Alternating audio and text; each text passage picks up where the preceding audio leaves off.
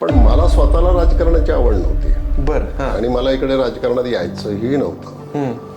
शेती करावी, एखादा उद्योग करावा, खूप वाचावं, जगभर फिरावं, अशा काही त्या वयातल्या ज्या काही कल्पना असतात ना तरुणांच्या, तशा प्रकारच्या कल्पना होत्या. वडील नेहमी म्हणायचे की तुम्हाला सेवा करण्याची संधी मिळालेली आहे, तुम्ही वेळ वाया घालवता का.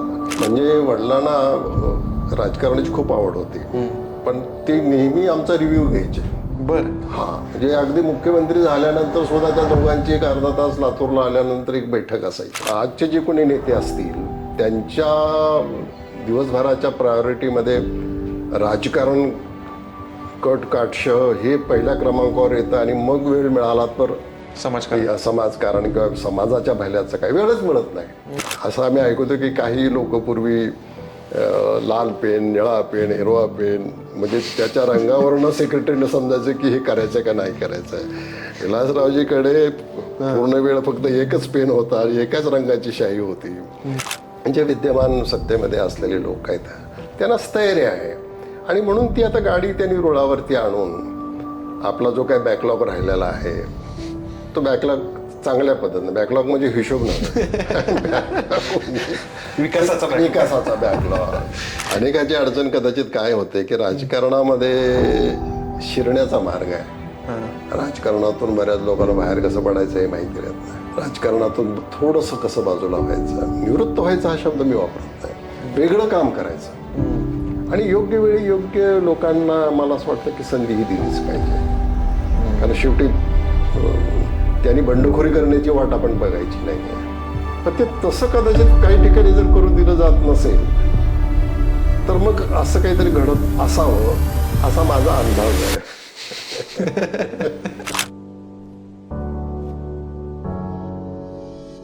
नमस्कार मित्रांनो आणि मैत्रिणींनो, रिअल किस्सा या आपल्या युट्यूब चॅनलवर मी पलाश पुन्हा एकदा तुम्हा सगळ्यांचं मनापासून स्वागत करतो. राजकारण म्हटलं किंवा समाजकारण म्हटलं की थोडंसं हताश व्हायला होतं, निराश व्हायला होतं, कारण महाराष्ट्रात आणि एकंदरीतच समाजात याच्या आडून ज्या काही गोष्टी केल्या जात आहेत, घडतायत, त्यामुळे ते अगदी साहजिक आहे. आणि याच क्षेत्रातील लोकांबरोबरचा कॉन्टेंट किंवा त्यांच्या मुलाखती किंवा त्या संदर्भातलं काही युट्यूबवरती किंवा इतर माध्यमांवरती समोर आलं की आपल्याला असं वाटतं की हे काही अपवाद नसणार आहे, काहीतरी मसालेदार असेल किंवा काय, हे बघून निराशा किंवा हताश होऊ आपण. पण आजची मुलाखत, आजच्या गप्पा याला थोड्याशा अपवाद आहेत.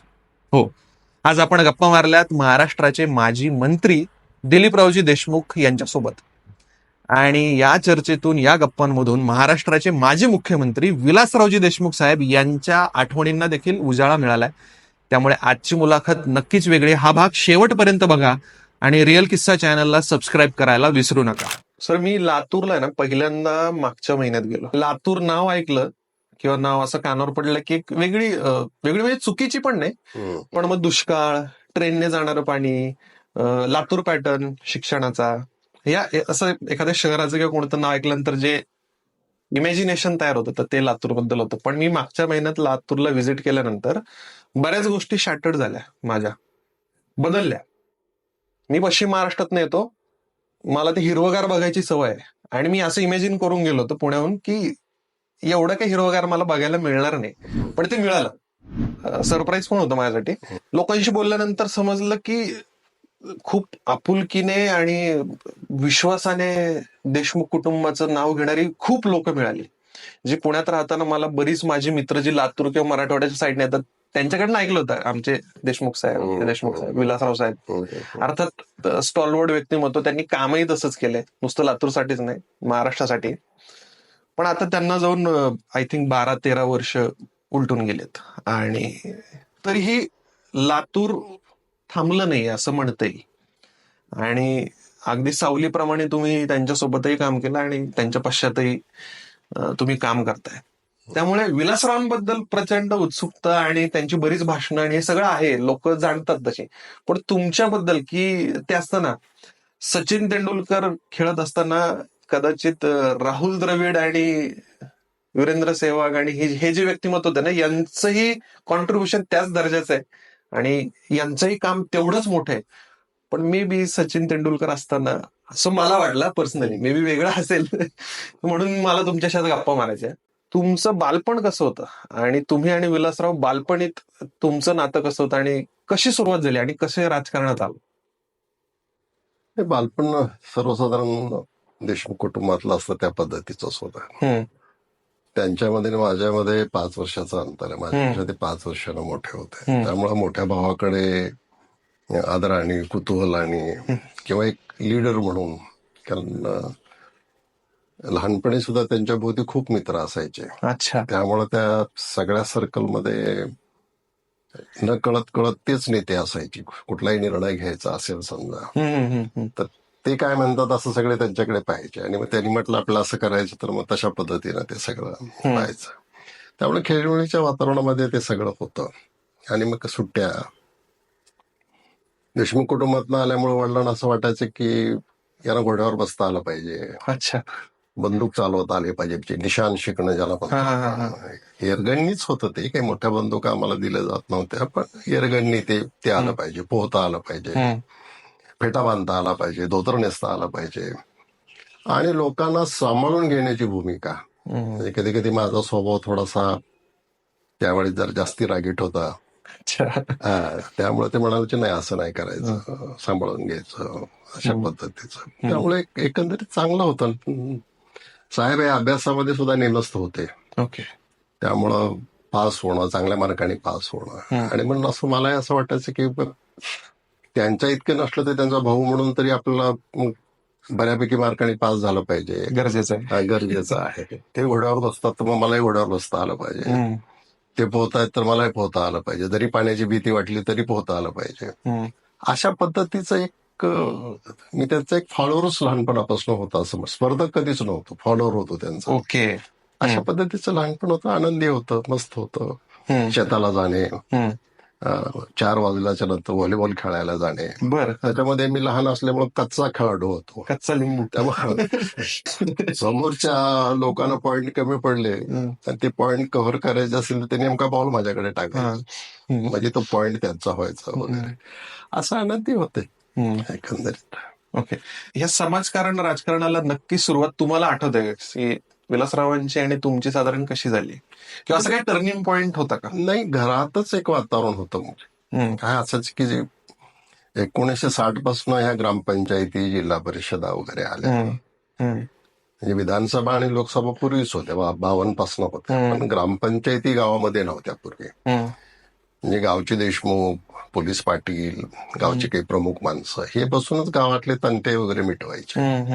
मग ग्रामपंचायती आल्या तेव्हा माझे वडील मग पहिले सरपंच झाले. 30 एक वर्ष ते सरपंच होते. 72-73 नंतर ना? नाही, हे 60च्या गोष्टी आहेत वडिलांच्या बाबतीत. त्यामुळे ते घरात वातावरण होतच. आजूबाजूच्या गावचे लोक माझ्या आजोबाकडे यायचे, त्यांच्या जमिनीचे प्रश्न असले तर आणि दोन्ही बाजू ऐकून घेऊन एक निकाल दिला तर लोक तरी मानायचे. हे बाभळगाव बद्दल मी सांगतो, आमचं लहानपण बाभळगाव मध्येच गेलं. आणि 7वी पर्यंत साहेबांचं शिक्षण सुद्धा बाभळगावलाच झालं. माझंही 6वी 7वी पर्यंत शिक्षण बाभळगावच्याच शाळेमध्ये झालं. तेव्हा सरकारी शाळा म्हणायची, जिल्हा परिषद नव्हे. नंतर मग लातूरला शिकायला आलो. साहेब मग पुढे पुण्याला गेले. ते पुण्याला गेले की मग मी जसं म्हणालो त्यांना फॉलो करायची एक सवय होती माझ्यामध्ये. त्यामुळे मग मला हे वाटत की आपणही पुण्याला गेलं पाहिजे. आणि मग ते पुण्याला शिकायला आले. त्यांनी BSc LLB BA केलं. मी MA ते पुणे विद्यापीठामध्ये केलं, फर्ग्युसनला ग्रॅज्युएट झालो. ओके. अशा पद्धतीचं लहानपण होतं. ओके. आणि म्हणजे तुम्ही म्हटलात की मुळात घरच त्या गावचं लीडर होतं, म्हणजे काही तंटे झाले किंवा कोणती गोष्ट असेल तर घरापर्यंत यायची आणि मग तशी ती सोडून जायची. आणि म्हणून न्यायबुद्धी जी असते ना काम असताना, जे आजोबा निवाडा करायचा म्हणजे वकिलीमध्ये आणि न्यायाधीशामध्ये फरक असतो. बरोबर. त्यामुळे न्याय द्यायची भूमिका असल्यामुळे आपल्याकडनं एखादी गोष्ट सांगत असताना पुन्हा एकावरती अन्याय होऊ नये आणि म्हणून ते दोन्ही मधनं न्याय देण्यासारखं काय ते शोधण्याचा जो स्वभाव होता ते आम्ही आपलं ऐकून होतो. आम्ही त्या बैठकीत जरी नसलो तर नंतर किस्से आम्ही ऐकायचो. आणि मग असं वागलं पाहिजे, तसं वागलं पाहिजे, आपल्या घराण्याची प्रतिमा जपली पाहिजे. त्यामुळे कळत नकळत एक ठसा हा लहानपणी आमच्या दोघांच्या वरती झाला आणि मग तो पुढे भविष्य काळातही जोपासण्याचा आमचा प्रयत्न राहिला. पण मला एक पदर असा वेगळा जाणवतो ना, लातूरात गेल्यानंतर, खास करून तुमच्या फॅमिलीच्या बाबतीत, हं. सत्सद विवेक आणि तो विजडम असायला हवा नेत्यांमध्ये, न्यायबुद्धी सोबतच. हं. तो शिक्षणातनं आला का, किंवा अगदी बरोबर, अगदी बरोबर. याबद्दल काय सांगता येईल? नाही, पुण्यामध्ये शिकायला आल्याच्या नंतर तुमचं विजन ब्रॉड होतं. Exactly. अनेक मित्र भेटतात, अनेक गोष्टीवरची चर्चा होते, वाचनाची आवड निर्माण होते. मग त्या परिसरात आल्याच्या नंतर मग कळत न कळत आम्ही पण तुलना करत होतो की आपला जिल्हा किंवा आपलं गाव किंवा आपला तालुका आज कुठे आहे, काय केलं पाहिजे, अशा प्रकारचा मनामध्ये एक विचार होता. पण मला स्वतःला राजकारणाची आवड नव्हती बरं. आणि मला इकडे राजकारणात यायचंही नव्हतं. म्हणजे मी MA पार्ट 2 विद्यापीठात पुणे करत असताना ग्रामपंचायतीच्या निवडणुका लागल्या, साहेबांना जिल्हा परिषदचं तिकीट मिळालं. ही कधीची गोष्ट आहे साधारण साल? ही आहे 73-74च्या जानेवारीची आहे. ओके. आणि तेव्हा मी म्हणजे 73 डिसेंबरमध्ये ग्रामपंचायतच्या निवडणुका लागल्या आणि लगेच 74च्या जानेवारीमध्ये म्हणजे नेक्स्ट महिन्यामध्ये जिल्हा परिषदच्या होत्या. ग्रामपंचायत मध्ये थोडे दिवस वडिलांनी नको म्हटल्यामुळे आमच्या ताब्यात नव्हती. मग असं लोकांनी म्हटले, वा तुम्ही जिल्हा परिषदला उभं राहणार आहात आणि तुमची ग्रामपंचायतच तुमच्याकडे नाही. आणि मग लोक असं विचारतील, ज्याची ग्रामपंचायतच नाही आहे त्यांना जिल्हा परिषदला कसं काय मतदान करायचं. आणि मग असं ठरलं तिथे गावामध्ये, माझ्या परस्पर ठरलं की ग्रामपंचायतची निवडणूक लढवली पाहिजे आणि मग साहेबांनी लीड केलं पाहिजे. तत्पूर्वी ते जे जिल्हा युथ काँग्रेसचे अध्यक्ष पण होते आणि म्हणून ती ग्रामपंचायत लढायची ठरवली. त्यांच्या निवडणुकीत मदत करण्यासाठी फॉर्म भरण्यासाठी मी गेलो होतो. ओके. आणि त्या पॅनलमध्ये आम्ही दोघंच शिकलेले होतो, बाकीचे सगळे आमचे सो सगळं. आणि गंमत म्हणून फॉर्म भरला मी. एक फॉर्म शिल्लक राहिला शेवटी. बरं. म्हणलं आता दुसऱ्या दिवशी वर्तमानपत्रात किमान नाव येईल आणि आपण जरा समोरच्या लोकांना जरा चकवा देऊ. आणि म्हणून मी तो फॉर्म भरला. तिथे 2 लोक बसले होते, त्यांच्या सूचकानुमोदक म्हणून सही घेतली आणि तहसीलमध्ये त्यांना पाठवून दिलं. ते दुसऱ्या दिवशी काही पेपरमध्ये नाव आलंच नाही. त्या दिवशी सुट्टी होती, पेपरच निघाला. आणि माझ्या वार्डामध्ये ज्यांचा फॉर्म ठेवायचा होता विरोधकांनी त्यांना सकाळीच मोटरसायकलवर उचलून तहसीलमध्ये घेऊन जाऊन तो विड्रॉ केला. आणि मग माझा फॉर्म अडकला तिथे, कारण मी पण विड्रॉ करणारच होतो. मी जर विड्रॉ केला असं तर एक जागा निवडणुकीपूर्वीच विरोधकाची निवडून आली असती आणि ते काही बरोबर नव्हतं. आणि त्या दिवशी बराचसा नाराज होतो मी स्वतःवरतीच की आपल्याला जिकडे जायचंच नाही तिकडे आपण काय म्हणून फॉर्म भरला आणि आता काही पर्याय नाही, निवडणूक तर लढवावी लागेल. योगायोगाने आम्ही सगळेच त्या पॅनलमध्ये 11च्या 11 मोठा मताधिक्याने निवडून आलो. आणि मग उघड आहे की पहिल्यांदा शिकलेले म्हणून साहेबांनाच आम्ही सरपंच वगैरे केलं तिथे. आणि अशा पद्धतीने एक सुरुवात झाली. ती अपघातानं सुरुवात होणे म्हणतो ना माझ्या बाबतीमध्ये. त्यांना करिअर करायचं होतं, साहेबांना करिअर करायचं. त्यांना स्वतःलाही त्यावेळेस इतकं माहिती नव्हतं की आपण इतक्या मोठा पल्ला गाठू शकू, पण काहीतरी करण्याची अशी त्यांच्यामध्ये ते एक आवड होती. तुम्ही म्हणजे अपघाताने आलात आणि तुम्ही म्हटलं की मी फॉलोअर होतो, कॉम्पिटिटर नव्हतो. ते अपघाताने होईना पण ते झालं. म्हणजे जर तुम्ही दुसरीकडे गेला असतात तर कदाचित नाही, माहिती नाही. ते म्हणजे शेती करावी, एखादा उद्योग करावा, खूप वाचावं, जगभर फिरावं, अशा काही त्या वयातल्या ज्या काही कल्पना असतात तरुणांच्या, तशा प्रकारच्या कल्पना होत्या. राजकारण करावं हे काही, आणि दोघांचं काही कामही नव्हतं राजकारणामध्ये. एकाच घरातून काही तशी आवश्यकताही नव्हती. म्हणजे मी राजकारणी कमी आणि समाजकारणी जास्त आहे. म्हणजे संस्था चांगल्या चालाव्यात, नीटनेटक्या चालाव्यात, त्या नफ्यात असाव्यात, त्याचा अधिक लोकांना लाभ व्हावा, एक चांगलं काम करावं आपण, अशा प्रकारची भूमिका होती. आणि साहेबांनी नेहमीच मला फ्री हँड दिला. मी प्रत्येक गोष्ट त्यांना ब्रीफ करायचो, पण कळत न कळत त्यांना असा एक विश्वास निर्माण झालेला होता की हा सगळं बरोबर करतोय. किंवा खूप काही मोठा एखादा प्रोजेक्ट असेल तर ते मला फोन करून सांगायचे, हे जरा बघून घ्या आणि करून घ्या म्हणून. आणि पुन्हा मग डायरेक्ट हेलिकॉप्टरने त्या कार्यक्रमालाच यायचे, ते उद्घाटनाला सोबत, उद्घाटनाला म्हणा किंवा सभेला. तर या सगळ्या गोष्टी त्यांना एक विश्वास होता की हा सगळं करेल व्यवस्थित. आणि मग तो विश्वास अर्थ करण्यासाठी अधिक मेहनत आम्ही घ्यायचो मग, की बाबा नाही, आपल्याला सहज एका शब्दाने सांगितलंय तेव्हा आपण ते केलं पाहिजे. आणि म्हणून अनेक गोष्टी या मागच्या काळामध्ये करता. काही मोजके तालुके किंवा जिल्हे आहेत की ज्यांना आपण म्हणू शकतो की हा इथे काहीतरी कन्स्ट्रक्टिव्ह काम झालंय आणि ते दिसतंय. हे महाराष्ट्रात फिरल्यानंतर जाणवतं की अगदी बोटावर मोजण्याजोगे आहेत. त्यात लातूर मला पर्सनली एक वाटतो. म्हणजे लातूर असेल, अजून काही मी नावं घेत नाही, नाहीतर असं होतं की अरे आमचा पण तालुका आहे, आमचा जिल्हा आहे, पण मोजके आहेत खूप.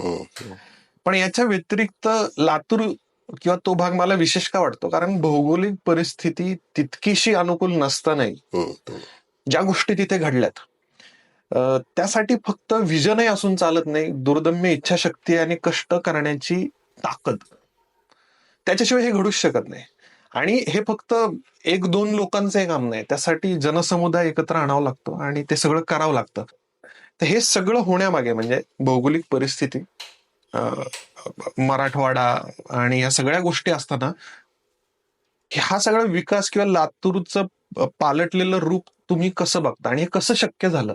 नाही, मला काय वाटतं की शाळा कॉलेजमध्ये असताना वगैरे वर्तमानपत्र किंवा मासिक वगैरे वाचण्याची आवड घरात नेहमी चर्चा व्हायची की स्वर्गीय यशवंतराव चव्हाण साहेबांनी महाराष्ट्र कसा घडवला हे वडिलांच्या बैठकीत बसल्यानंतर चर्चा व्हायची.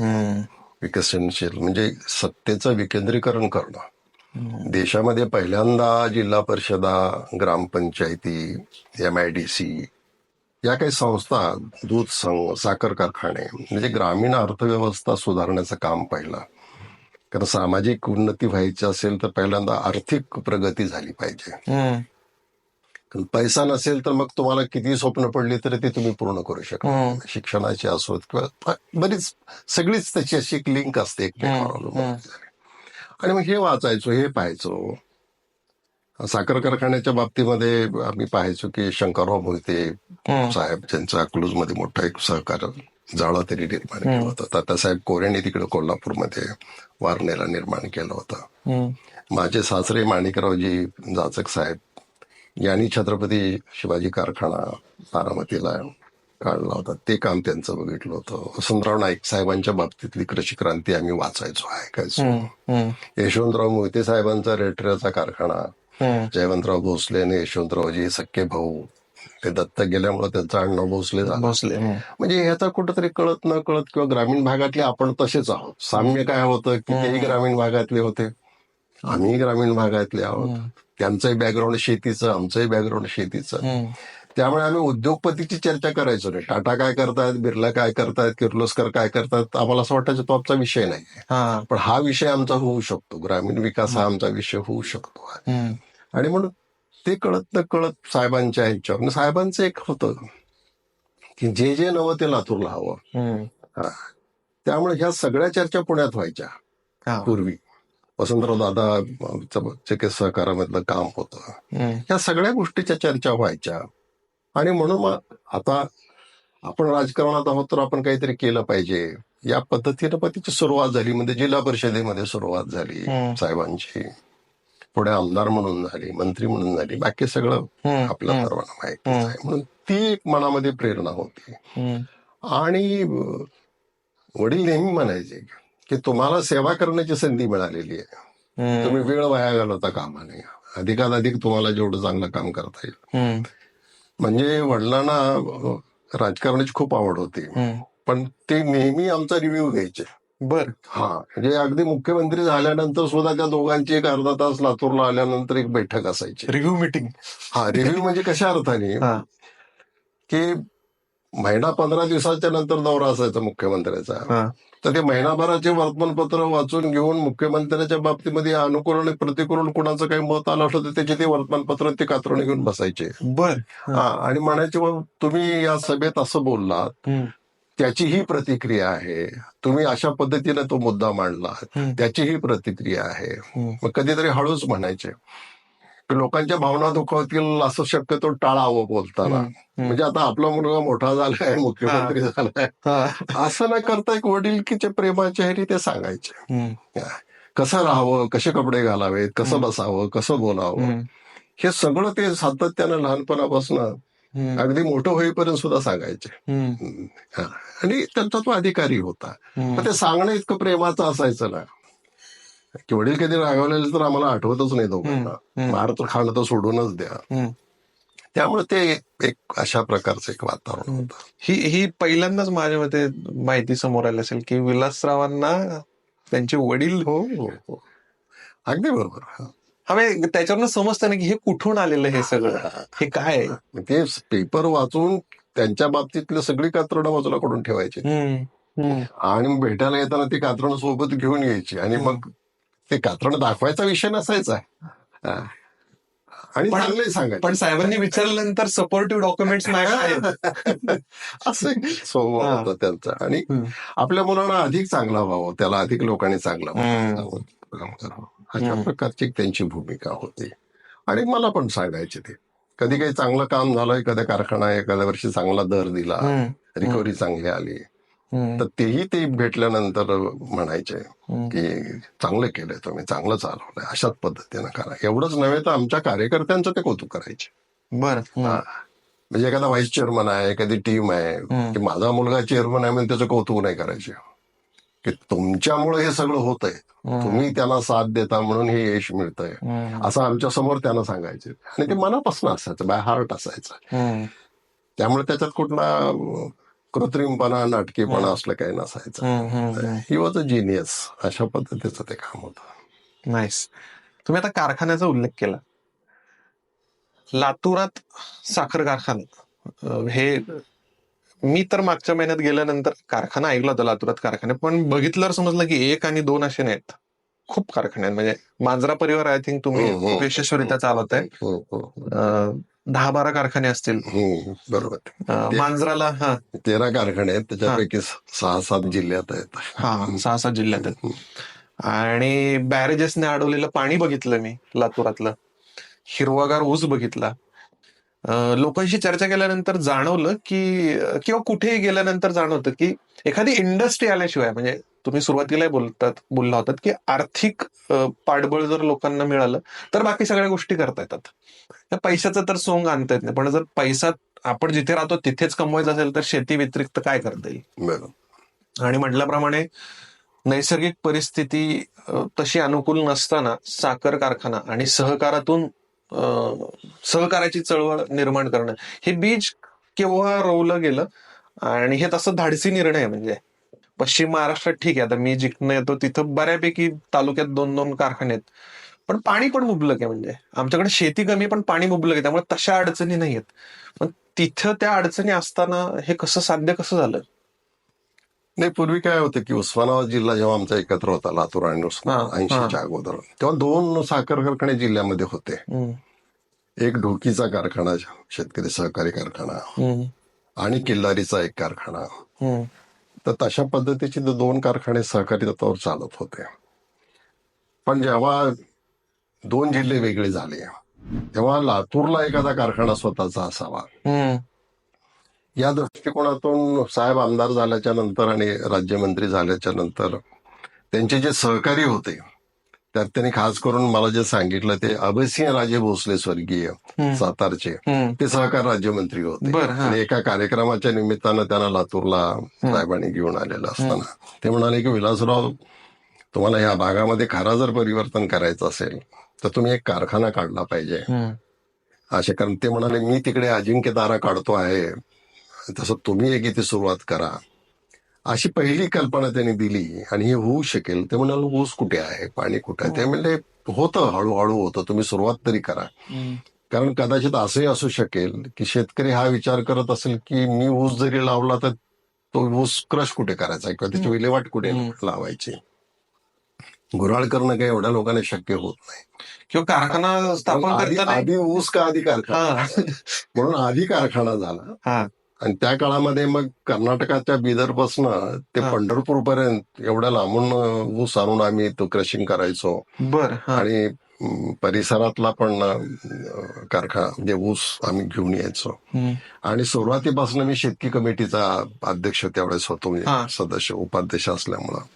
त्यामुळे आम्ही नव्या नव्या जाती लावण्याचा, शेतकऱ्यांना खत देण्याचं, ड्रीप उधारीवरती देण्याचं, या सगळ्या गोष्टी आम्ही करत राहिलो, नवे प्रयोग करत राहिलो. त्याच्यामध्ये निश्चितपणे तेव्हाचे माझ्या काळात असणारे चेअरमन बबरूजी काळे साहेब यांची मोलाची साथ आम्हाला त्याच्यामध्ये लागली. अशी एक टीम जमली होती.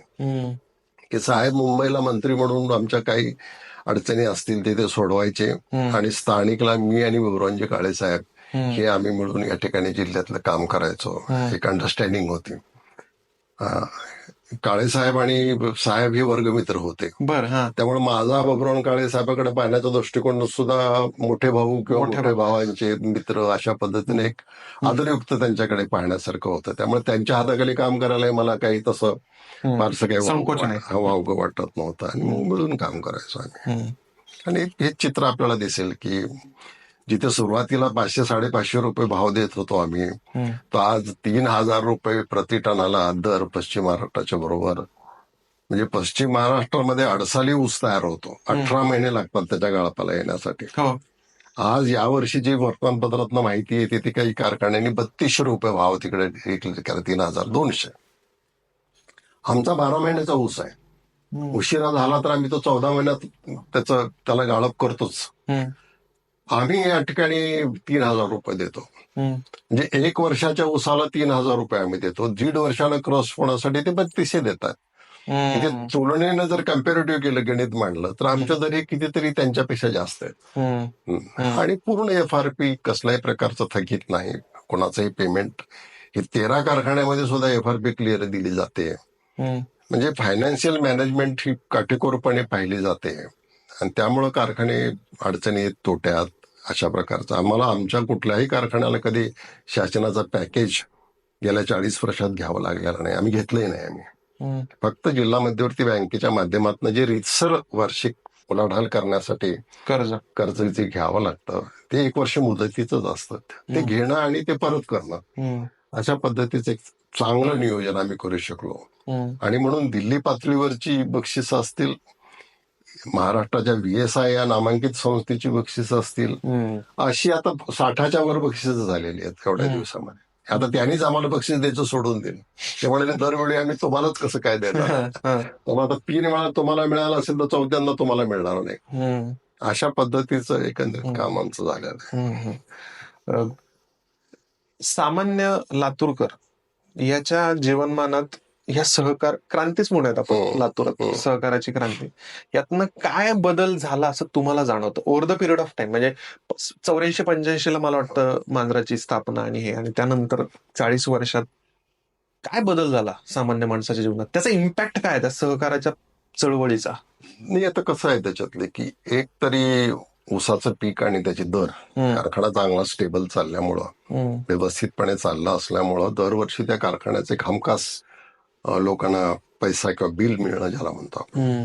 आता होतं असं की हा पैसा पुन्हा शहरामध्ये येतो. लातूरच्या माणसाकडे जर ऊसाचं बिल आलं असेल तर त्याच्या ज्या दैनंदिन गरजा आहेत ह्याच्यासाठी तो प्रत्येक माणूस काही पुणे मुंबईला जात नाही. आज अशी परिस्थिती आहे की फक्त लातूर तालुक्याचं म्हणतो, काही जरी लातूरच्या बाहेर कारखाने असले तर लातूर जिल्ह्यातल्या कारखान्याचं जर आपलं काढलं तर जवळपास 2,000 कोटी रुपये एका पिकाचे पेमेंट हे ऊसातनं शेतकऱ्यांना मिळत आहे. म्हणजे शेतकऱ्यांकडे 2,000 कोटी रुपये येत आहेत लातूरमधले येत आहेत. एका कारखान्याचं सांगता तुम्ही? नाही, एका कारखान्याचं नाही, आमच्या मांजरा परिवाराकडनं एका कारखान्यातनं 450-500 कोटी तर मिळतातच की. असं आहे ते.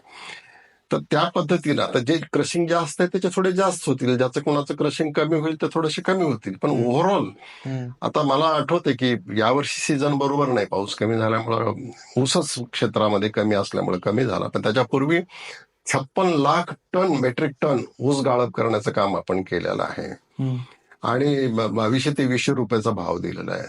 तो मोठ्या प्रमाणात हा पैसा ग्रामीण भागामध्ये लोक एक झालाय मांजरामधनं. एक लोकांच्या मध्ये आत्मविश्वास निर्माण झाला की मांजरा कारखाना जर व्यवस्थित चालू शकतो, जिल्हा मध्यवर्ती बँक जर व्यवस्थित चालू शकतो तर आम्ही आमचा प्रपंच पण चांगला करू शकतो, आमची मुलं पण शिकू शकतो. नाहीतर एक साधारण मानसिकता अशी असते की आम्ही मराठवाड्यातले, आपल्याला शक्यच नाही, आपल्याला कसं जमणार आहे. आणि म्हणून तरुण मुलापासून शाळेपासून एक आत्मविश्वास वाढला की कष्ट घेतले, नियोजन केलं तर चांगले मार्क मिळतात. आणि म्हणून मग मेडिकलच्या ह्याच्यामध्ये जे मेरिटमध्ये येणाऱ्या मुलांची संख्या एका महाविद्यालयाची 40-45 म्हणजे एक तुकडीच मेडिकलची ही शाहू कॉलेजच्या पासआउट झालेल्या मुलांच्याकडनं भरती आहे. त्याच पद्धतीनं दयानंद शिक्षण संस्था किंवा अन्य शिक्षण संस्था. आणि मग शाळाही चांगल्या झाल्या. म्हणजे हा जो काही बदल आहे, शैक्षणिक बदल झाला, मुलं शिकली, डॉक्टर झाली, व्यापार वाढला 2,000 कोटी आणि इतर याच्यामध्ये आल्यामुळं. आणि म्हणून एक अशी सायकल तयार झाली की कारखाना चांगला चालला, त्याच्यामुळे बाजारपेठ चांगली चालली, त्याच्यामुळे बाहेरचे लोक तिथं आले, व्यापार वाढला, लोकांच्या हातामध्ये पैसा खेळायला लागला, चलन फिरायला लागलं. चलन फिरायला. तुम्ही आता थोडस इलेक्टोरल पॉलिटिक्स मधनं बऱ्यापैकी थोडस बाजूला, पण तुम्ही सहकारातून जे समाजकारण करता येईल तिथं माझ्या मते बारकाईने लक्ष देतात. मांजराचे तुम्ही आता सध्या विद्यमान चेअरमन देखील आहात. तर हा निर्णय तुमचा डिलिबरेट होता की हा मी निर्णय? असं मगाशी सांगितलं की मूळ मला ह्या क्षेत्राची फारशी आवडच नव्हती. पण सर, तुम्हाला आवड नसताना जर तुम्ही असं करताय, या सगळ्या गोष्टी तुम्ही जुळून आणल्यात आणि या वयात आल्यानंतर, वयात म्हणजे तुम्ही काय अजून अजून खूप तसे यंग दिसता तुम्ही, वयात म्हणजे मला असं म्हणायचंय की आवड नसतानाही तुम्ही म्हणताय की मी एवढं सगळं अचीव्ह करू शकलो, तर हे कसं, म्हणजे मला थोडस.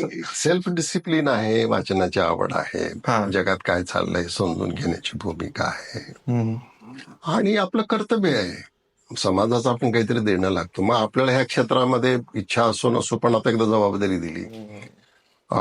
जसं की सुरुवातीला मी म्हणजे साहेबांना मग जिल्हा परिषदला गेल्यामुळं सरपंच पदाचा राजीनामा द्यावा लागला, आणि तिथे मग पुन्हा दुसरा माणूस कुणी नाही म्हणून मला सरपंच व्हावं लागलं. मग ते गावातले रस्ते, लाईट, पिण्याच्या पाण्याची सोय, स्वच्छालयाची सोय. मग स्वभाव असा आहे की जबाबदारी घेतली की मग शांत नाही बसायचं. तडीच नाही. माझी इच्छा नाही म्हणून नाही, तसं नाही. मग ते सगळं करायचं व्यवस्थित. ते तसं झालं. नंतर मला माहिती नसताना मी बाजार समिती लातूरच्या एक प्रशासकीय मंडळामध्ये उपसभापती झालो. आज कृषी उत्पन्न बाजार समितीचं जे पूर्ण मार्केट यार्ड आहे, तिथली जी कार्यालयाची मुख्य इमारत आहे, तिथे असलेलं एक सभागृह आहे, हा सगळा प्लॅन माझा. कारण माझे सभापती असे म्हणजे चांगली माणसं होती, पण ते म्हणाले तुम्ही पहा आता तुम्ही शिकलेले आहात, म्हणून बरचसा अधिकार मला त्यांनी म्हणजे प्रत्यक्ष अप्रत्यक्षरित्या त्या ठिकाणी दिलेले होते. आणि म्हणून आज जे सुपर मार्केट आहे, खरं म्हणजे महाराष्ट्रातल्या 5 मार्केट पैकी ते एक आहे. पुणे, कोल्हापूर, जळगाव, लातूर, धुळे, नागपूर, अशा पद्धतीचं. त्यामुळे त्याची रचना आता माझ्या हातावरती झालेली आहे. तेव्हा माझं लग्नही झालेलं नव्हतं, पण तिथं एक सभागृह असलं पाहिजे. ते एकमेव सभागृह आहे लातूरमध्ये, की ते चांगल्या पद्धतीनं त्या ठिकाणी चालतं. ठीक आहे, काय महाविद्यालयाने वगैरे केलेली आहेत, पण तिथे चांगली नाटकंही होऊ शकतात, तिथे चांगले कार्यक्रमही होऊ शकतात, तिथं शेतकऱ्याचे परिसंवादही होऊ शकतात. ही कल्पना तेव्हाची होती. ही किती सालची गोष्ट आहे? ही आहे 83-84 ची गोष्ट. 83 ला लातूरात एक नाट्यगृह किंवा सभागृह उभारलेलं होतं. तर ते काम त्या ठिकाणी करतात. पुन्हा बँकेवरती मी गेलो आणि बँकेचं मला चेअरमन करण्यात आलं.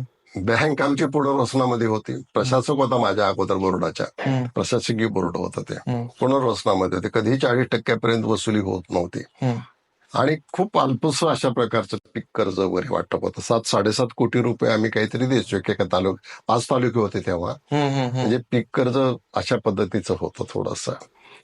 आज पीक 1750 कोटी रुपये आहे. आज जे क्रॉप लोनचं जे वाटप आहे ते 17.5 कोटीचं आहे. म्हणजे त्या काळामध्ये 5-10 कोटीची जी डिपॉझिट होते, 11 कोटीचे, ते डिपॉझिट आज 3,500 कोटीच्या पुढे गेलेत. या पद्धतीचा प्रोग्रेस झाला, आणि 0% व्याजदराने आम्ही ते कर्ज देत आहोत. महाराष्ट्र शासन 3 लाखापर्यंत 0% देतं. महाराष्ट्रातली आणि देशातली एकमेव बँक आहे की जे 5 लाख रुपये एका शेतकरी सभासदाला 0 व्याजदराने देते. म्हणजे आमच्या डिपॉझिट पैकी 1750 कोटी रुपये याच्यावरचं 0% व्याज एका दृष्टिकोनात, अर्थात शासनाचे जे काही नियमाप्रमाणे 6% वगैरे मिळायचे ते मिळतच असतात. तर ही बँक नफ्यात आहे. गेली 2 वर्ष 100 कोटीपेक्षा अधिक नफा आहे. 1 वर्ष 112 कोटीचा, लास्ट इयर 126 कोटीचा, आताचा सुद्धा 100 कोटीच्या पुढे जाईल. अशा पद्धतीचा नफा कमवणारी मराठवाड्यातली आणि विदर्भातली ही एकमेव बँक आहे. तुम्हाला गमतीची गोष्ट अशी वाटली की पुणे जिल्हा मध्यवर्ती बँक तशी मोठी बँक आहे, पण गेल्या वर्षी त्याचा आणि आमचा ताळेबंद बघितला तर त्यांनीही निव्वळ नफा टॅक्स भरून 72 कोटीचा दाखवलाय, आणि आम्हीही टॅक्स भरून निव्वळ नफा 72 कोटीचा दाखवलेला आहे. म्हणजे या पद्धतीचं फायनान्शियल मॅनेजमेंट आपण त्या ठिकाणी करू शकलेले आहोत. हे काही काम तिथं होऊ शकले आणि म्हणून मग इकॉनॉमी सुधारत गेली, लोकांना आत्मविश्वास आला, लोक कामाला लागले. आणि एक नेत्याकडे बघून विलासराव देशमुख साहेबांच्या त्यांची कामाची शैली, जे खातं मिळेल त्यातली एक तरी योजना लातूरला आणायची, दुसऱ्या जिल्ह्याला देत असताना ती कल्पना मांडली की अरे हो हे लातूरला होऊ शकतं. आणि म्हणून आज आता विभागीय आयुक्तालय व्हावं अशा प्रकारची जी मागणी आहे, तर त्यातल्या 60-70% कार्यालय तर अगोदरच सुरू झालेले आहेत लातूरमध्ये. त्यामुळे घोषणा जर झाली तर त्याच्यात काही फारशी अडचण येणार नाही. सरकारला काही अडचण येणार नाही किंवा मोठं खर्चाचं काम नाही आहे. अशा पद्धतीचं हे काम. पण लातूरात गेल्यानंतर कळतं की शाश्वत विकास आणि ती जी दूरदृष्टी, म्हणजे आता तुम्ही उल्लेख केला 83 साली नाट्यगृह उभारणं, त्यानंतर सहकाराची सुरुवात करणं, ऊस आधी की कारखाना आधी, शेतकऱ्यांमध्ये विश्वास निर्माण करणं की तुम्ही ऊस पिकवा, लावा, लागवड करा, त्यासाठीचे कष्ट, आणि ही सगळी एक चक्र आहे ना की सहकारी बँका, सहकारी कारखाने, कृषी निगडित उद्योगधंदे. मी आता परवा आय थिंक राहुल कुलकर्णी म्हणून आहेत एनडीटीव्हीचे संपादक, संपादक नाही पत्रकार आहेत, ते काहीतरी सांगत होते. त्यांचे एक व्हिडिओ क्लिप बघितली की लातूरात सोयाबीनवर आधारित जे उद्योगधंदे आहेत सोयाबीन प्रक्रियेवरती, त्याची उलाढाल काही हजारो कोटींमध्ये आहे. निश्चित. अर्थात रेल्वे असल्यामुळेही ते शक्य झालं असेल, रेल्वे आली, मालवाहतूक सोपी झाली. सो ही जी दूरदृष्टी आहे ना, त्याच्यामुळे तो जो पैसा खेळतोय शहरात. आणि बऱ्याच लोकांकडनं ऐकलं की टू व्हीलर नव्हती आमच्याकडं, सायकल सुद्धा नव्हती. आज आमच्याकडं जमीन आम्हाला तेव्हाही तेवढीच होती, लोक म्हणतात तेव्हाही 20 एकर जमीन होती, तेव्हाही 15 एकर जमीन होती, आत्ताही तेवढीच आहे. पण हे कशामुळे शक्य झालं? तर एक दूरदृष्टी आणि शाश्वत विकासाचं एक विजन घेऊन देशमुख कुटुंब जर समोर येऊन असं जर करू शकतं, खूप म्हणजे मला विशेष वाटलं की एवढं आत्मीयतेने तळमळीने बोलणारी लोक मला भेटली की असं वाटलं की काय करून ठेवलंय. आणि याच्या उलट मला हेही जाणवलं, ही जी तरुण पिढी, म्हणजे माझ्या वयाची मुलं मुली जी पुण्या मुंबईत शिकायला येतात, त्यांच्यापर्यंत हे पोहोचलंय का? म्हणजे काय होतं ना, बऱ्याच वेळेला मला माझ्या वडिलांचं स्ट्रगल त्यांच्या तोंडून ऐकायला मिळतं, आम्ही असं शाळेत जायचो हे ते, पण मी फक्त ऐकतो ते, मी काही असं अनादर नाही करते, पण असा अनुभवलेला नसतो. ते म्हणतात ना, खूप सहजरित्या मिळालं, अलगद आपल्या ताटात पडलं की त्याचं तेवढं मोल राहत नाही. असं तुम्हाला जाणवतं का की बाबा पुढच्या पिढीकडनं? नाही, तसं नाही. रिटर्नची अपेक्षाचं गणित बांधलं तर तुम्ही काम करू शकत नाही. रिटर्न्स हे तुम्हाला दिसत असतात, पुढच्या पिढीला जाणीव नाही असं नाही, पण ते स्वतःच्या स्वप्नामध्ये एवढे गुंतलेले असतात. स्वप्न म्हणजे ज्याला व्हिजन म्हणू आपण, काहीतरी करण्याचं, अशा अर्थाचे स्वप्न म्हणतो, किंवा त्यांना काहीतरी व्हायचंय, त्यांना काहीतरी बनायचंय, त्यांना स्टेबल व्हायचंय, त्यात एवढे गुंतलेले असतात की मग त्यांना वाटतं सहज झालेलं असावं म्हणून. ते थोडेसे मॅच्युअर झाल्यानंतर ते सुद्धा विचार करतील या सगळा बदल कसा काय झाला काय, किंवा त्यांच्या घरातल्या लोकांच्याकडनं त्यांना ते ऐकायला मिळेल.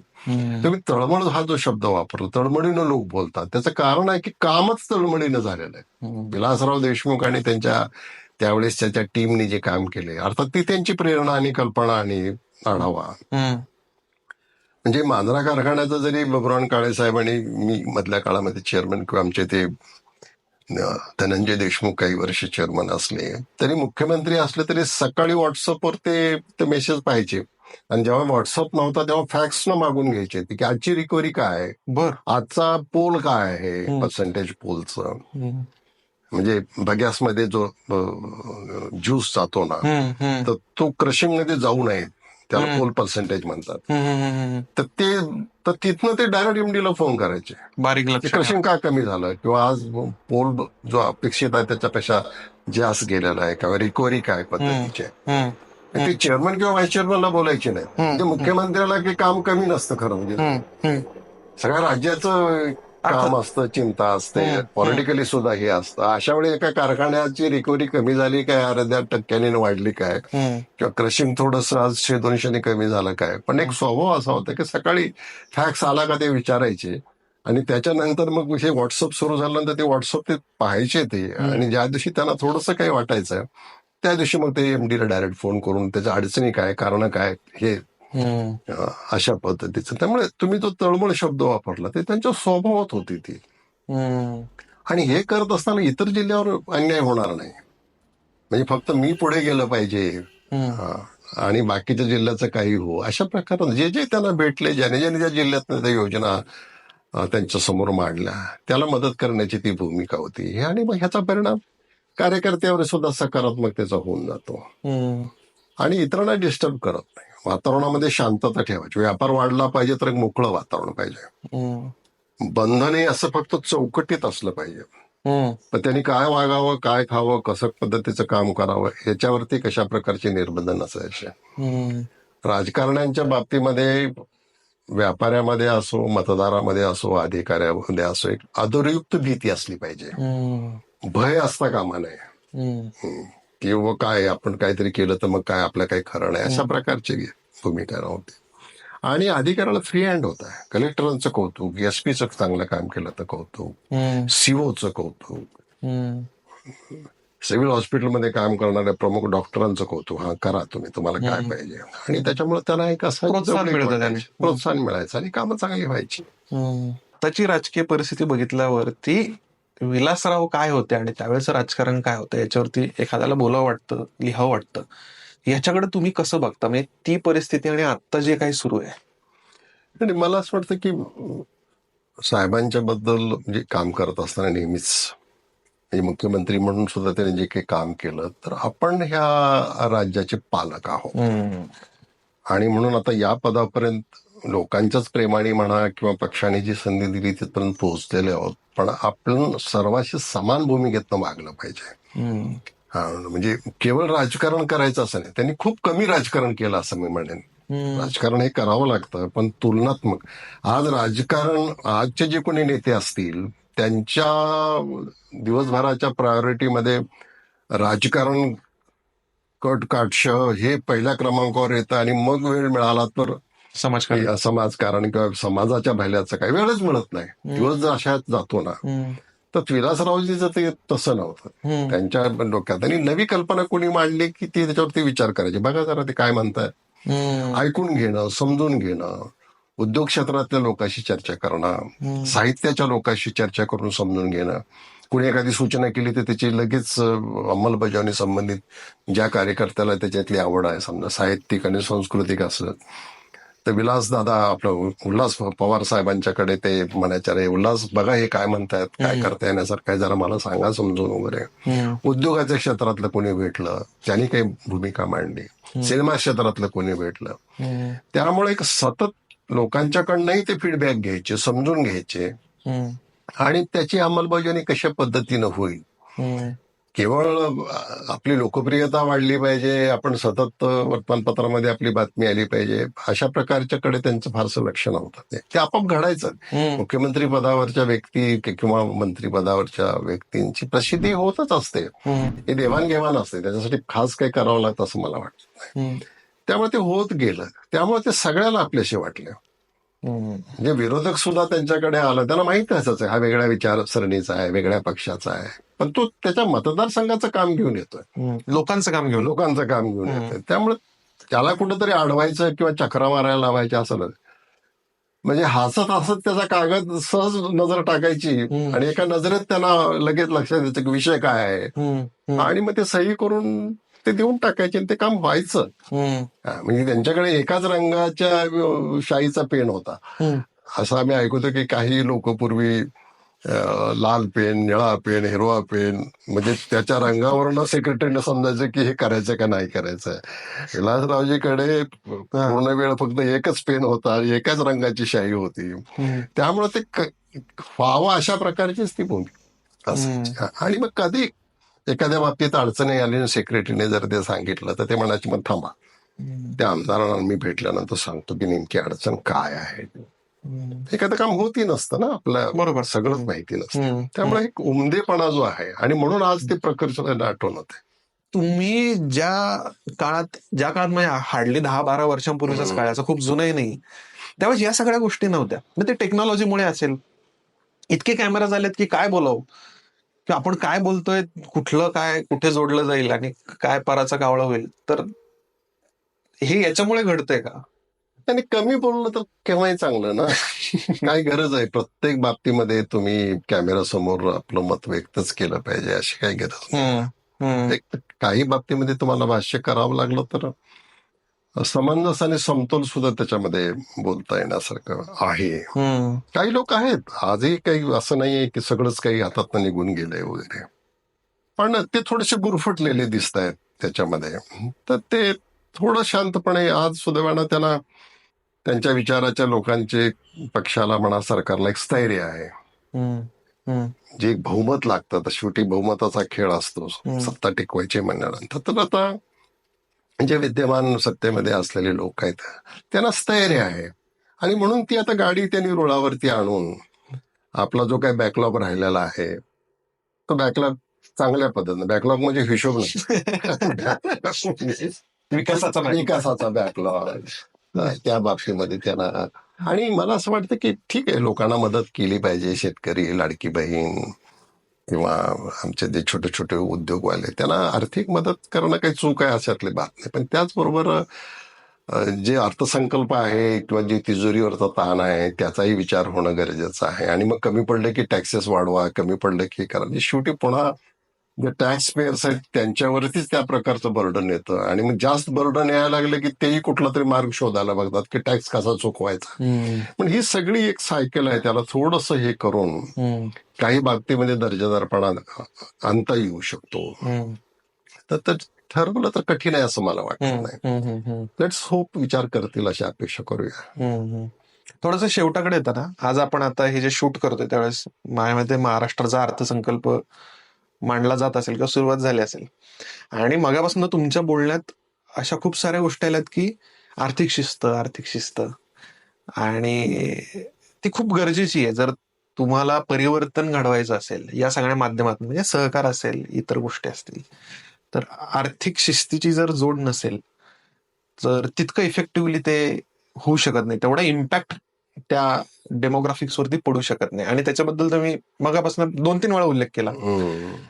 मला असं थोडासा क्युरियस आहे मी की अर्थात तुम्ही शिकायला पुण्यात आलास, आणि तर ही आर्थिक शिस्त असावी याचं असं कुठे काही मूळ आहे का तुमच्या लहानपणाच्या ह्याच्यात किंवा असं काही? आणि ते काही बऱ्याचदा ते स्वभावात पण असतं. म्हणजे मला पुण्यात शिकायला असताना जे मनी ऑर्डरचे पैसे यायचे त्याचा सुद्धा हिशोब मी व्यवस्थित लिहून ठेवून तो वडिलांना द्यायचो. वडील मागत नव्हते कधी, वडील अजिबात स्ट्रिक्ट नव्हते, प्रेमळ होते, समजून सांगायचे. पण मग वडिलांनी मला जर महिन्याला तर मग जे काही पैसे त्या काळात होते ते जर पाठवले असतील तर मग मी जेव्हा सुट्टीत जायचो तेव्हा मग फी एवढी भरली, मेसचं बिल एवढं झालं, हे एवढं झालं, बसला एवढे पैसे लागले, सिटी बसला. असा एक स्वभाव आहे माझा. आजही प्रत्येक गोष्ट लिहून ठेवण्याची किंवा लिहायला आग्रह धरण्याची भूमिका माझी नेहमीच असते. म्हणजे चेकवर जरी मला सही करायची असली तर आकड्यातले एकम दम शब्दम पाहिल्याशिवाय आणि वर्ड्स मध्ये लिहिलेलं दोन्ही बरोबर आहे खाली मी सही करत नाही. म्हणजे 50 चेक असले तरी ते वाचूनच करतो मी. ते एक स्वभाव आहे तो.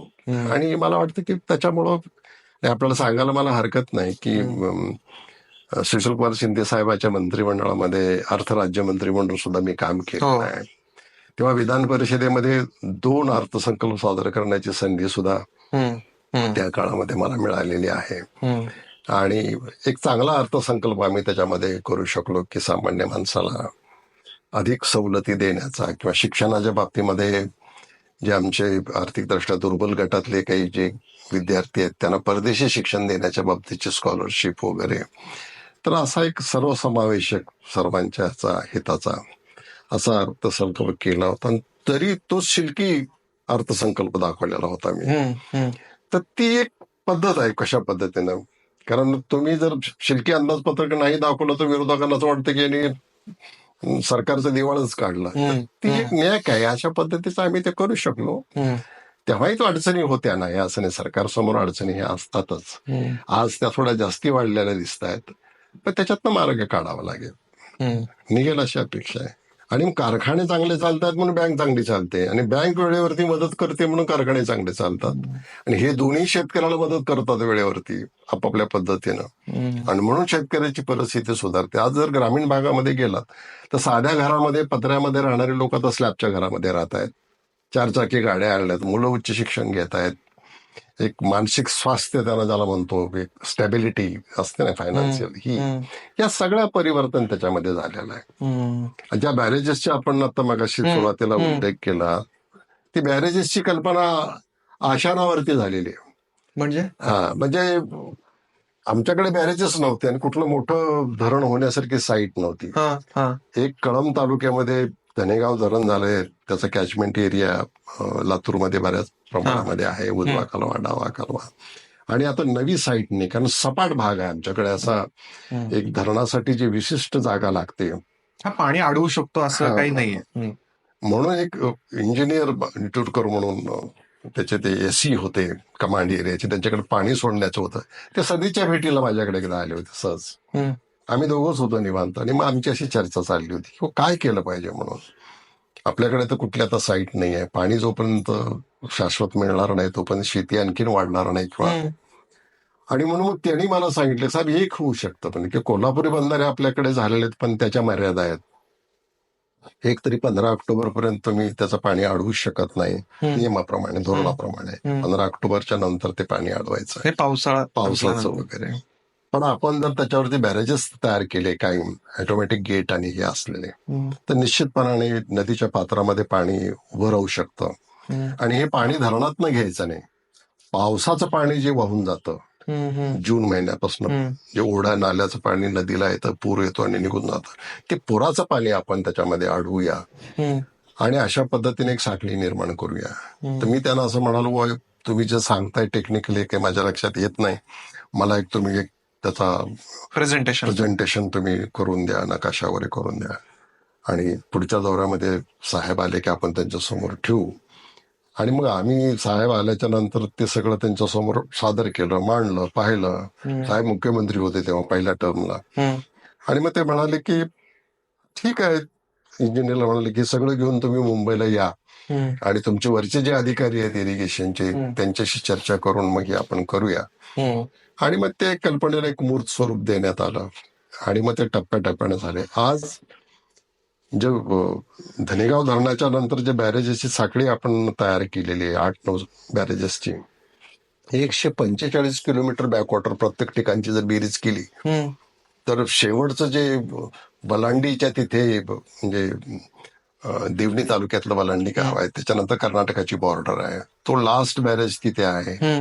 त्याच्यापासून जर बॅकवॉटर जर पाहिलं तर 145 किलोमीटर आज नदीच्या पात्रामध्ये पाणी, आणि कोणाची जमीन गेलेली नाहीये. म्हणजे कोणालाही विस्थापित न करता 145 किलोमीटरचं पात्र आपण पात्र प्रत्येकात. म्हणजे याचं बॅकवॉटर जिथे थांबतं तिथे परत बॅरेज, पुन्हा त्याची लेंथ आणि लेवल काढायची, पुन्हा एक तयार करायचं. अशी साखळी केल्यामुळं आज 14 TMC पाणी, म्हणजे धनेगावचं जे मीडियम ह्याचं आहे धरण, ते 22 TMCचं आहे. आणि ह्या साखळीमध्ये 14 TMC पाणी त्या ठिकाणी आज उभं राहत आहे. आणि मग आजूबाजूचे बोर चार्ज झाले, लोकांनी पाईपलाईन, विहिरींना पाणी आलं, बागायती झाली, हिवाळी बागायत झाली. आणि म्हणून अशा पद्धतीचं एक कल्पना नॉवेल. पण साहेबांचं असं होतं की ते मांडलं तर ते लगेच त्याला वेळ लावत नव्हतं. हे सगळं घेऊन तुम्ही मुंबईला या. हे किती दिवसात इम्प्लिमेंट झालं? हे आता 2003-04 ला मांडलं होतं आपण. मग मध्ये पुन्हा थोडासा बदल झाला राज्य सरकारच्या याच्यामध्ये, सुशीलकुमार शिंदे साहेब आले, पण ते प्रक्रियेमध्ये ते होतं. योगायोगाने पुन्हा साहेब हे झाले, म्हणजे 7, 8, 9 पर्यंत ते सगळे पूर्ण होऊन झाले. 4 वर्षामध्ये ते सगळं घडलं. 4 वर्षात 14 TMC पाणी अडवलं, कोणालाही विस्थापित न करता. महाराष्ट्रात असं एखादं उदाहरण आहे का? माझ्या ऐकिवात नाहीये की अलीकडे काही झालेलं नाहीये. पूर्वी जळगाव वगैरे मध्ये तापी नदीवरती काही झालेले आहेत बॅरेजेस, आणि इकडे तर कॅनॉलच आहे. पश्चिम महाराष्ट्रात तर नाही फारसे बॅरेजेस करण्याची आवश्यकता असं नाही. आणि अनेक साठवण तलाव तयार केले ज्या ठिकाणी बॅरेजेसचं पाणी जात नाही. विशेष करून अहमदपूर आणि चाकूर तालुक्यामध्ये 1000 साठवण तलाव तयार की पडणारा पावसाचं पाणी त्या ठिकाणी अडवण्याचं काम. म्हणून तिकडे सिद्धी कारखाना त्या पद्धतीनं चांगला चालतो आहे. आणि म्हणजे या छोट्या छोट्या योजना आपण त्याच्यामध्ये राबवल्या. कारण सर 14 TMCचं जर धरण बांधायचं असेल तर तो जो खटाटोप आहे तुम्हाला हजारो एकर जमीन त्या आणि 10-5 गावं तुम्हाला विस्थापित करावी लागणार, त्याचं पुनर्वसन करणं येते. जे विस्थापित होतं त्याला दुसरीकडे जमीनही मिळत नाही. बरं कुठेतरी जाऊन तुम्ही राहा आणि डोंगरावरची जमीन घ्या, ते कसं शक्य आहे ते? इथे काही नाही, कुणाचंही काही गेलेलं नाहीये. पात्रामध्ये ते सगळं करण्यात आलेलं आहे आणि मग ही एक नवी कल्पना आपण मांडू शकतो. पण हा खरा शाश्वत विकास आहे. म्हणजे आज 50 वर्षांनंतर या बाबतीत जेव्हा बोललं जाईल तेव्हा त्या 4 वर्षात तुम्ही मांडलेली संकल्पना आणि तिला दिलेलं मूर्तरूप साहेबांद्वारे याचा इम्पॅक्ट किती आहे? म्हणजे किती पिढ्यांवरती ते इम्पॅक्ट करणार आहे ना? हे इम्पॅक्ट करणारं व्हिजन आणि कार्य आत्ता घडताना दिसतंय का सर तुम्हाला? नाही करत असतील, मी असं म्हणजे असं ब्लेम करू शकत नाही. करत असतील, करत नसतील तर करावं. म्हणजे काय असतं माहिती आहे का, थोडंसं वाचन पण आवश्यक आहे. तुम्ही बाहेर पाहता आपल्या कदाचित मर्यादा असतील, नैसर्गिक मर्यादा, जमिनीच्या मर्यादा, भांडवलाच्या मर्यादा, पण तुम्ही काहीच करायचं नाही का? तेवढं मोठं होत नसेल तर छोटं तरी करा. पण ह्या भूमिका ज्या होत्या त्या साहेबांच्या असतील, माझ्या असतील, म्हणजे आम्ही सतत विचार करतो काय करता येण्यासारखं आहे, काय होण्यासारखं आहे, काय करू शकतो आपण आणखीन आपल्या लोकांसाठी. मत देऊन ते रिटर्न्स मिळतील न मिळतील ह्याचा आम्ही विचार करत नाही. आमचं काम चालूच राहतं ते आणि आपण करत राहत. आणि मग तुम्ही त्याच पदावर बसला तर तुम्ही करता असं नाही. त्या पदावर बसलेली 4 माणसं जर सल्ला घ्यायला माझ्याकडे येत असतील आणि आग्रह कधी नसतो की असंच झालं पाहिजे, हे बघा हे आहे, हे केलं तर हा फायदा होईल, हे नाही केलं तर हे केलं तर हा तोटा होईल, ह्या 2 भूमिका मांडून त्यालाच निर्णय घ्यायला लावायचा. त्याला तुम्ही विचार करा, निर्णय घ्या, मला उद्या येऊन सांगा. आणि सुदैवानं ते विचार करतात, सकारात्मक विचार करतात. तुम्ही आता तसा बॅटन आता पुढच्या पिढीकडे दिलाय असं म्हणू शकतो. बरोबर.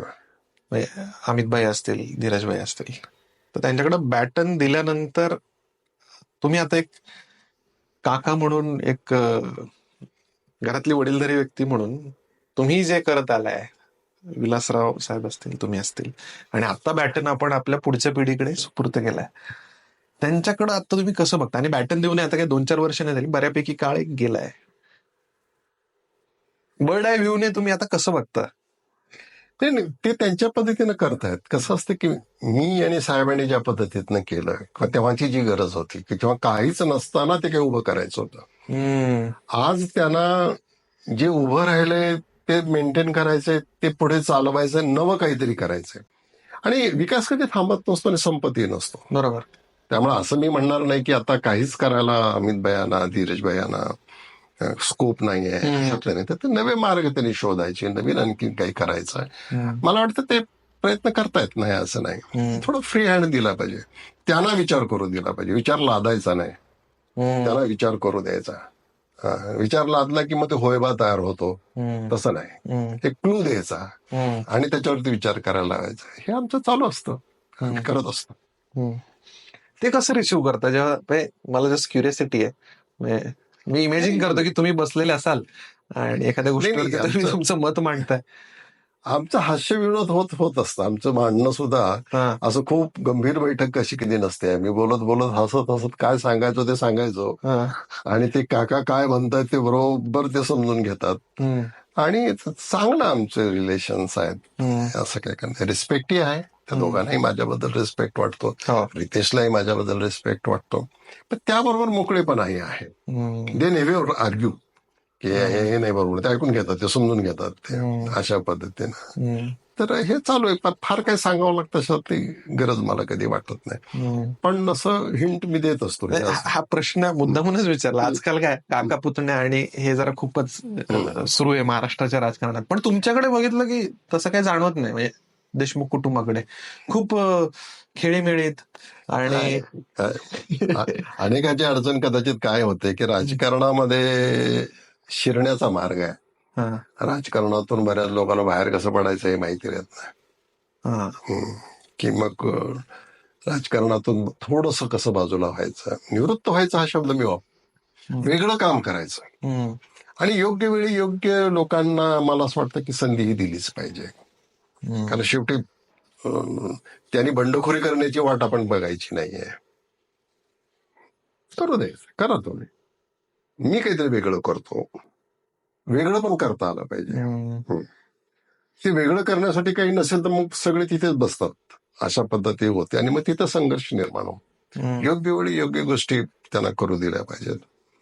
हा, आणि जिथे ते विचारतातच, ते सल्ला घेतातच, त्यांना तेवढा रिस्पेक्ट असतोच.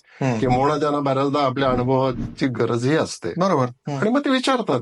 त्या वेळी आपण ते सांगायचं, पण त्यांना ते करू द्यायचं. ते पण ते तसं कदाचित काही ठिकाणी जर करू दिलं जात नसेल तर मग असं काहीतरी घडत असावं असा माझा अंदाज आहे.